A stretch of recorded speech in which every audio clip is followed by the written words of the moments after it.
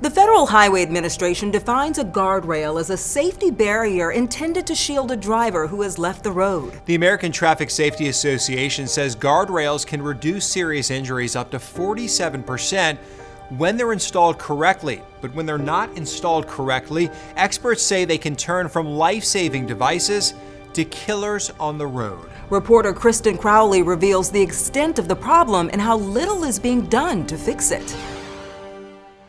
For most parents, it's easy to talk about their kids. Well, he was a good-looking kid. He was a pretty good athlete, and he was very smart. But most parents haven't lost their child. Just full of life. Like Joey Beck did. Why did it have to be him?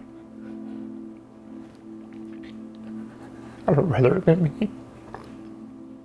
Seth Beck died in 2019 after crashing into a guardrail on a stretch of highway in Missouri. Crash scene photos from investigators show the mangled steel lying in the road. Seth's car, unrecognizable. The top of the car was ripped right on the welds, like a can opener. So From the guardrail? From the guardrail, went straight through, all the way out his car. Before your son's crash, had you ever heard of any issues of people dying after hitting guardrails? No. But some experts, This one happens to be a case in Illinois like attorney Kent Emerson, where a man was killed. who has handled more than a dozen guardrail injury and death cases, says it's more common than people realize. This is the faceplate, the end terminal here, and where it elbowed and went through the car and killed a man. Emerson says these cases span across the country where guardrails have speared vehicles, causing serious injuries like leg amputations, or worse, killing people. Several people were killed in Missouri, near Columbia, Missouri, when the guardrail went right through a GM Tahoe. And in many of those cases, he says the guardrails were installed improperly. People can't understand how the smallest error in assembling an end terminal and guardrail could result in a death. Emerson showed us this example of one of those small errors. Is that simply putting this bracket upside down caused the failure. Improper installation and caused the failure. In 2020 in Oklahoma, a 54-year-old woman hit this guardrail. The end terminal and guardrail went right through this full-size pickup and killed the lady driving this pickup in 2020.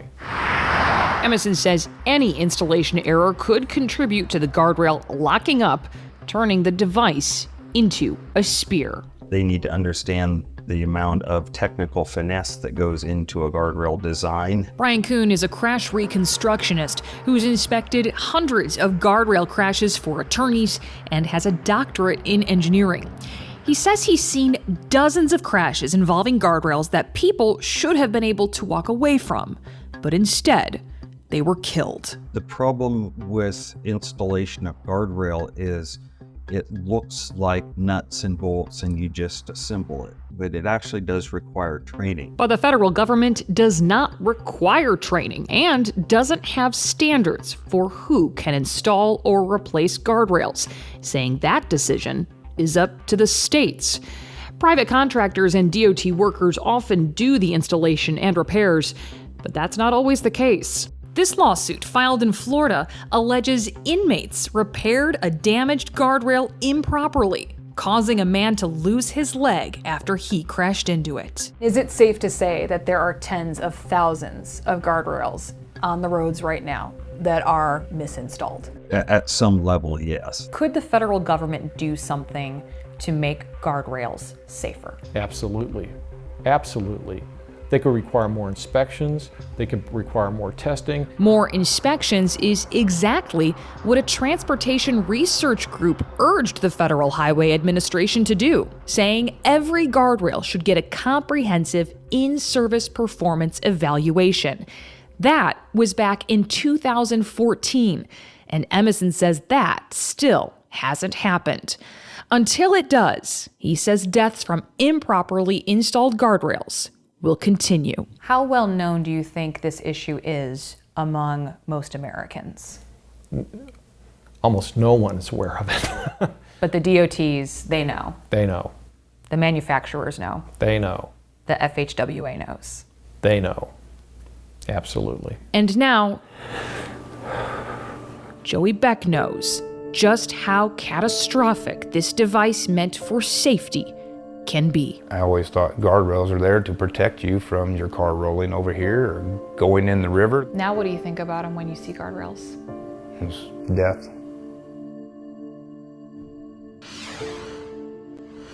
The Federal Highway Administration is responsible for making sure our roads are safe. It declined to sit down for an interview about our country's guardrail system and the calls for more inspections. It would only say each state is responsible for its own roads. Reporter Kristen Crowley joins us now. Kristen, what do we want to know from the Federal Highway Administration?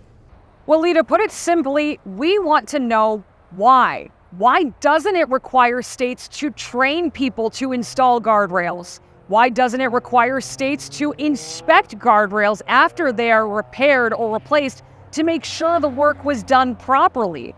And why doesn't it look at these guardrails after deadly crashes to see if there was an issue? Well, these are questions we will continue pressing the federal government on as we continue our reports on dangerous guardrails. Have any states made efforts to address their problems? Yeah, Florida recently reviewed all of its guardrails. That's 26,000 of them to make sure they were in compliance. And the Florida DOT tells me it found about a third of them were not. They're working at repairing or replacing all of those and hope to have that work done by December of 2023.